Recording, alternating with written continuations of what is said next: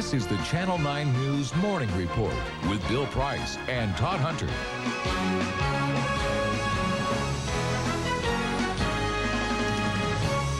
Good morning to you. I'm Bill Price, and we've made it through another work week to Friday, May 3rd. Finally, we're expecting a beautiful Friday. Our first weather check says we'll have sunny skies, warm temperatures, a high of 75 degrees. Right now it's 54 degrees under mostly clear skies. Your time right now, 6:31.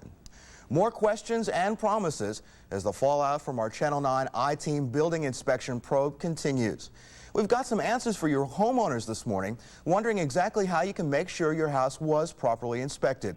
And a new promise from city leaders or county leaders. Clyde Gray tells us at least one commissioner says heads will roll. We are going to make some very substantial changes within that department. County Commissioner Steve Shabbat says change in the Building Commission is a certainty. It's the result of photos like these showing a Building Commission inspector building a house while on county time, a supervisor on the golf course while taking sick time off from work. That supervisor, Don Dolly, offered this explanation of his use of sick time. Yeah, kind of sick of working. Now, in the aftermath of our reports, the sheriff is investigating the Building Commission, specifically charges we've raised of falsified expense reports and inspection logs. It is a criminal investigation that Shabbat said could result in firings. We have to comply with civil service law. There's actual law in this area. You can't just fire people without adequate hearings, etc., although you might like to. And that's why there have been no suspensions up to this point? Up to this point, but that certainly doesn't mean that there won't be any. There quite likely will be firings in this case. Hamilton County homeowners watching our I-Team report learned that many houses in the county were never declared legally safe to occupy, never got their final inspections from the Building Commission's inspectors. And some homeowners, like the Trentos of Anderson Township, think that may explain the problems they've been having in their houses. The Trentos are paying $250,000 for this house, but in only 3 years they've seen cracks along a back wall of their brick home and another crack stitching its way diagonally across a wall of their garage. The results of our report has them fuming. I'm quite angry, and I'm angry and concerned because if the final inspection wasn't done, and it's not just our home or the homes in this neighborhood, I think this is a pervasive problem of Anderson Township and every place else in Cincinnati. You wonder if the proper procedures were taken along the whole building of the home. If the Trentos are right, if an inspection of their home could have spotted the problems before they moved in, it's another black eye for the county, another failure in a department Shabbat says doesn't appear to have been well run. Clearly, things were too lax, and some of the individuals within that department were doing things on personal things on government time, at government expense, and those people will pay for what they've done, and it's most unfortunate. I think it's an embarrassment for all people that work for county government. Clyde Gray, Channel 9 News. Now, to make sure your house had a final inspection, you should call the Hamilton County Building Commissioner. His number is 632-8362.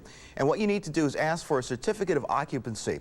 Remember, that's only for houses built here in Hamilton County in the past 10 years.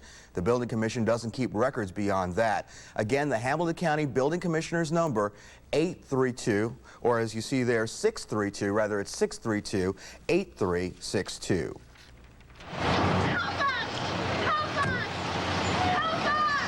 That's a woman's desperate plea as she and a Newport police officer are fighting over a camera. A crew from the Campbell County Cable Board caught the struggle as it was taping an anti-drug parade in Newport on Tuesday night. A police report says Officer Michael Scott hopped out of a WFX radio van, and when he says his former girlfriend was using a camera that once belonged to him, Officer Scott has now been suspended without pay. And 4-week-old Stephen Burks is being treated at Children's Hospital this morning for a fractured skull, lacerated liver, and broken ribs while police investigate his parents for possible child abuse. Reports filed about Stephen's injuries have caused child service officials to take over custody of little Stephen and his 2 brothers. However, their parents, Joe and Sonia Burks, who live in this house, say Stephen was not abused but only hurt in a freak accident. Jeffrey Price and Brian Smith are facing 26 charges in Claremont County alone.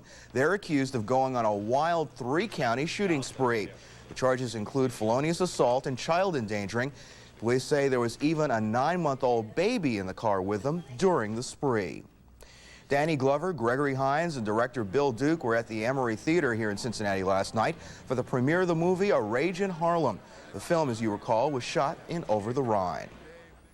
And this man is so desperate to have baseball come back to Washington, D.C., he's pledged to stay on the roof of RFK Stadium there until 30,000 season tickets are finally sold. Washington, which hasn't had a baseball team in years, is now in the running for a new National League expansion team. Right now, your time is 24 minutes before 7 o'clock, and we've got Brian Patrick standing in for Todd Hunter, who decided that Friday looked good enough to take the day off. Good morning, Brian. Morning, Bill. Todd's pretty sharp. He saw the weekend was sort of iffy, and today was supposed to be great, so yeah, he took a good day off. A mostly clear start to our Friday morning. The morning temperature 54 degrees. Now today should be a good day, mostly sunny, the high 75, and clouds will begin to move in later in the day. For this evening, becoming cloudy, maybe wet. It looks like the game will be no problem. There may be a shower here and there. The overnight low 54, so it'll be on the mild side. Tomorrow, showers are likely for your Saturday, and they're going to continue into Sunday. High temperature 74. Quick look at the satellite picture shows the clouds are through the middle of the nation, and that means that area can expect some wet weather. Otherwise, should be pretty nice around the country today, Bill. Hey, sounds great, Brian. Let's go upstairs now and check in with WCKY's Patty Harris for a look at our rush hour traffic this Friday. Good morning, Patty. Good morning, Bill. And at this point, we're looking at a fabulous traffic morning. There's no accidents or delays, and there's some great commuting conditions. The roads are dry, and there is clear visibility, so you shouldn't have any problems. I'm Patty Harris, Channel 9 News. Thank you very much, Patty. In your sports this morning, the field is now set for the 117th Kentucky Derby. 16 13-year-olds will be running for the Roses tomorrow afternoon. And as post positions were picked, the Derby favorite's name was the first out of the hat. Fly So Free will break from the first position. Two other top contenders drew ideal spots as well. Strike the Goal, who beats Fly So Free in the Bluegrass, is now in position number 5. And Jim Beam winner Hansel is next up in number 6. And right now your time is 22 minutes before 7 o'clock. Coming up next, the Alaska House tells Exxon that $1 billion is simply not enough. And our garden expert tells us all about phlox right after this. Good morning once again. I'm Bill Price with Brian Patrick this morning. Right now it's 6:40 and a half. Finally, a sunny, warm Friday. We're expecting a high today of 75 degrees. Right now it's 54 degrees under mostly clear skies. A big buy for American Airlines tops our business section this Friday morning. American has agreed to pay $445 million for 3 TWA routes into London. That's the same price TWA originally wanted for all 6 of its London routes. And the number of Americans filing new claims for jobless benefits hit the 500,000 mark in April. The government says a sharp increase in first-time applications came right after tax day during the week of April 20th. Another gain on Wall Street Thursday. The Dow picked up 8 points in active trading.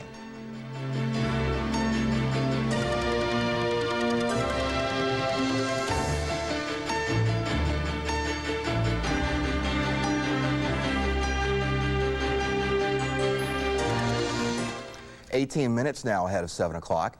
There's another new hitch in settling damage claims from the massive 1989 Exxon Valdez oil spill. By a 2-to-1 vote, the Alaska House rejected a deal that would have seen Exxon pay $900 million over 11 years.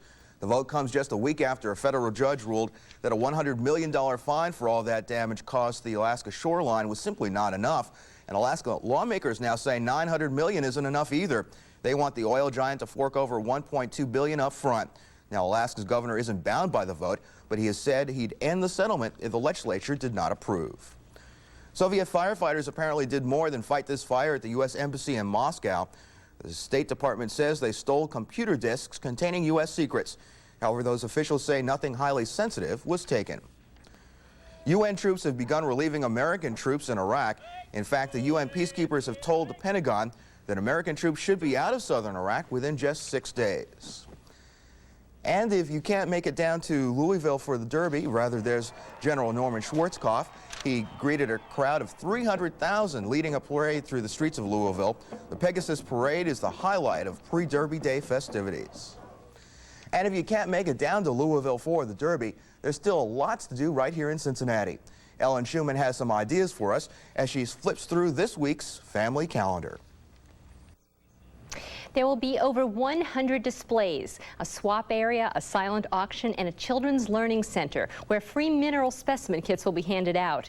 The Gem and Mineral Show will be held Saturday and Sunday at the Cincinnati Gardens. The cost is $4 for adults, $1 for children ages 6 to 15, and children under 6 get in free. For more information, call the Gardens at 631-7793. The Hamilton County Park District invites you to celebrate the grand opening of the new Miami Whitewater Forest Harbor. That's a mouthful. The renovated harbor boasts a new boathouse, pond, and visitor center. The theme of the visitor center is bird life. Using interactive exhibits, visitors will learn how birds fly, how they build nests, and what songs they sing. The grand opening of the Miami Whitewater Forest Harbor is this Saturday and Sunday from noon to 7 p.m., and it's free. The harbor is located on Dry Fork Road off I-74. For more information, call 521-PARK. Interested in traveling back 140 years?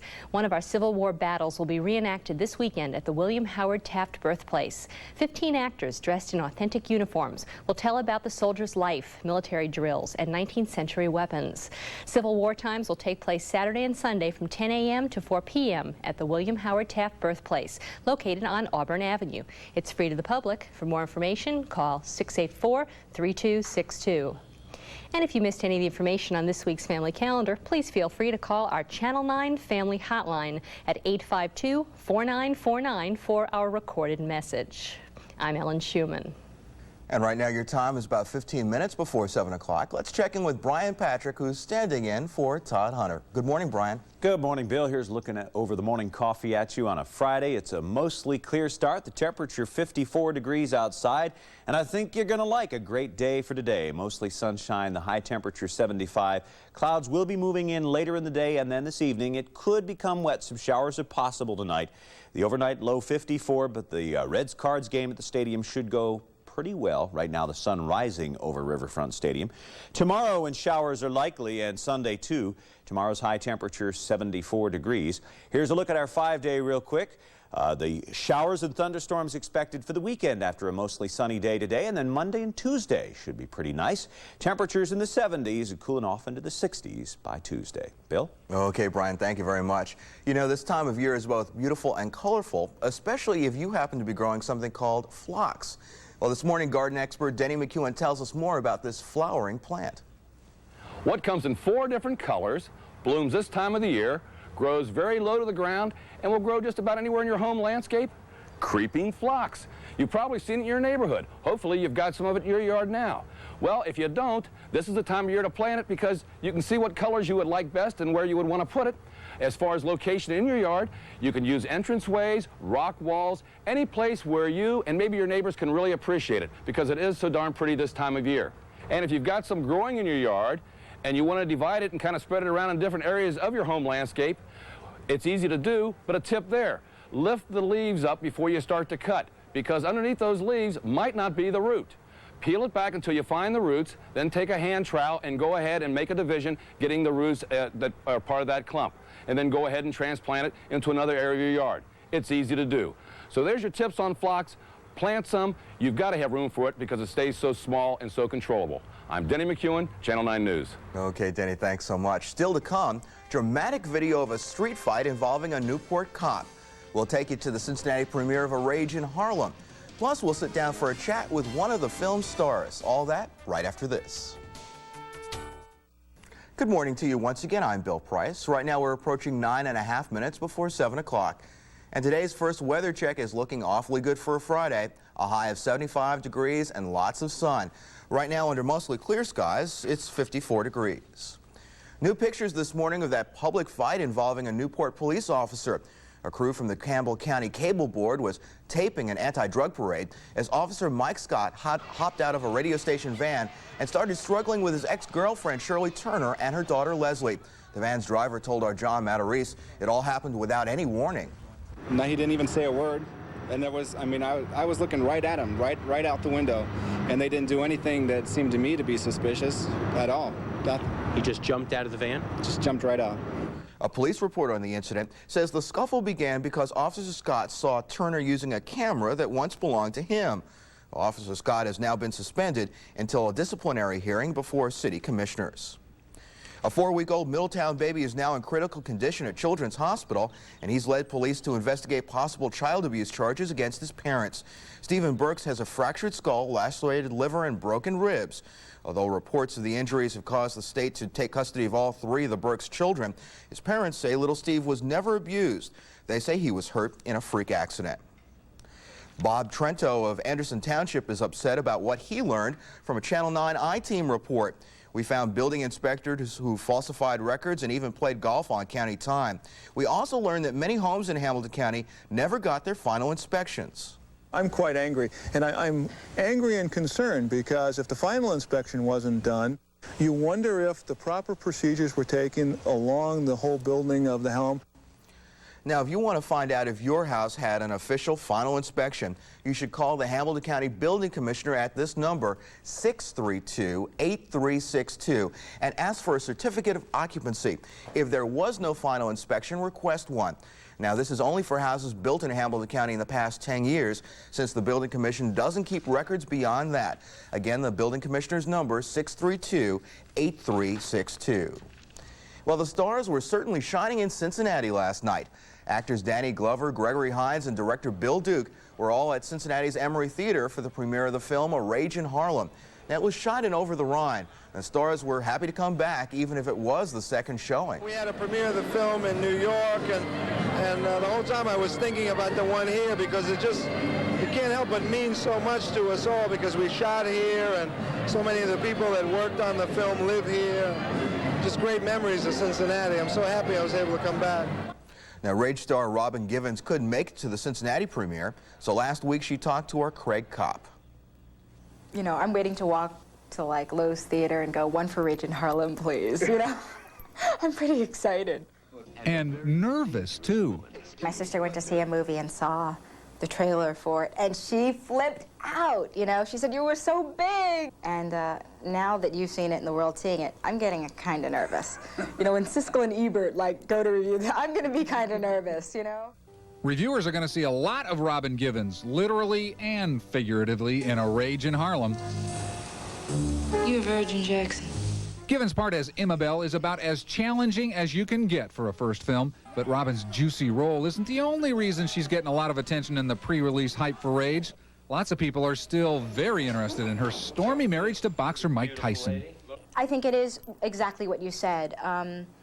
But I'm glad I didn't realize that while I was going after the role or while I was doing the role, you know? I mean, all the press you got in your relationship with Mike and all that didn't cross your mind in terms of, has it had any effect on your getting a role or finding a role or doing anything? Well, maybe one of the things that got me through everything that I was going through in my life that I couldn't really explain to myself, you know, and I asked God many times to try to explain it to me, but was being focused and focusing on my work, which was before everything happened. And I kind of think it might have made me better, given me more to come from. And just where does this sort of thing come from? Well, Givens admits she was scared to death doing these love scenes. I'm trying to seduce Forrest Whitaker. It's like, and you're not feeling very confident, but she's confident. And once I got over that and I relaxed, it was so much fun, you know? Robin Givens remembers Cincinnati is a fun place to work because of the red-hot Reds last year. Might have been more fun, too, if she had made it to a game. When we started shooting there, they were like undefeated. They had like 11 games undefeated, and Gregory Hines and Forrest Whitaker were at every game, and I'd always, you know, they would take a van and go to the games, and I'd wait for them to invite me, and they never did. And you never got to a Reds game? No, I never got to a Reds game. But I was someplace later when they were in the World Series, watching the World Series, and you couldn't tell me they weren't going to win. It was like, I felt like it was because of, I mean, we were there, it was that connection. I knew the Cincinnati Reds. For Channel 9 News, I'm Craig Kopp. And your time right now, 4.5 minutes before 7. Let's go upstairs and get a traffic update from WCKY's Patty Harris. How's it looking right now, Patty? Well, Bill, for the most part, traffic is still in good shape. We do have our first accident in the morning at Evans and River Road, but otherwise, all the major interstates are still moving well, so that is the good news. I'm Patty Harris, Channel 9 News. Brian Patrick says he has more good news for us from the weather department. Hello again, Brian. Hi, Bill. Good news and bad news. I'll give you the bad news first. We're expecting weekend rain. The good news is a great Friday. Mostly clear right now. The temperature 54 degrees and a great day ahead. Mostly sunny for most of the day. High temperature 75 degrees. It doesn't get much better than that. But then tonight, clouds will be moving in and some showers are possible. Tonight's low 54 degrees. It's going to stay on the warm side all weekend long.